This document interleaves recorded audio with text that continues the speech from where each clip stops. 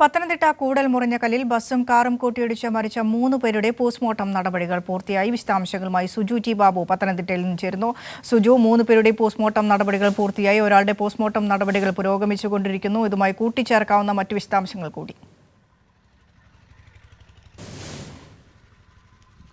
വിനീഷ, ഇപ്പോൾ 4 പേരുടെയും പോസ്റ്റ്മോർട്ടം നടപടികൾ പൂർത്തിയായിരിക്കുന്നു. അല്പസമയം മുമ്പാണ് ഏറ്റവും ഒടുവിലായി അനു ജോർജിൻ്റെ മൃതദേഹം പോസ്റ്റ്മോർട്ടം നടപടികൾ പൂർത്തിയാക്കി സ്വകാര്യ ആശുപത്രിയിലേക്ക് മാറ്റിയിരിക്കുന്നത്.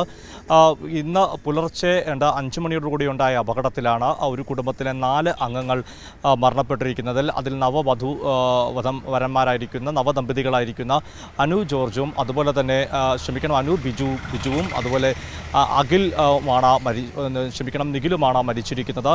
സിംഗപ്പൂരിൽ നിന്ന് അവർ മലേഷ്യയിൽ നിന്ന് വിനോദയാത്രയ്ക്ക് ശേഷം തിരികെ എത്തി തിരുവനന്തപുരത്തുനിന്ന് ഇവരുടെ പിതാക്കന്മാരൊപ്പം തിരിച്ചു വീട്ടിലേക്ക് സഞ്ചരിക്കുന്നിടെയായിരുന്നു അപകടത്തിൽ അപകട സ്ഥലത്ത് വെച്ച് തന്നെ മത്തായി ഈപ്പനും അതുപോലെ ബിജു ജോർജും നിഖിലും മരിക്കുകയായിരുന്നു. അനുവിനെ സ്വകാര്യ ആശുപത്രിയിലേക്ക് എത്തിയ ശേഷമാണ് അനു മരണപ്പെടുന്നത്. 4 പേരുടെയും പോസ്റ്റ്മോർട്ടം നടപടികൾ പൂർത്തിയാക്കിയിരിക്കുന്നു.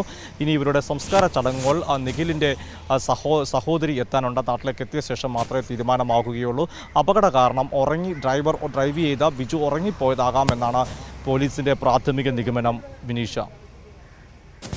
ശരി, സുജു ടി ബാബുവാണ് പത്തനംതിട്ടയിൽ നിന്ന് വിശദാംശങ്ങൾ പങ്കുവച്ചത്. വാഹനാപകടത്തിൽ മരിച്ച 4 പേരുടെയും പോസ്റ്റ്മോർട്ടം നടപടികൾ പൂർത്തീകരിച്ചു. പത്തനംതിട്ട താലൂക്ക് ആശുപത്രിയിൽ കൊന്നി താലൂക്ക് ആശുപത്രിയിലാണ് പോസ്റ്റ്മോർട്ടം നടപടികൾ പൂർത്തീകരിച്ചത്.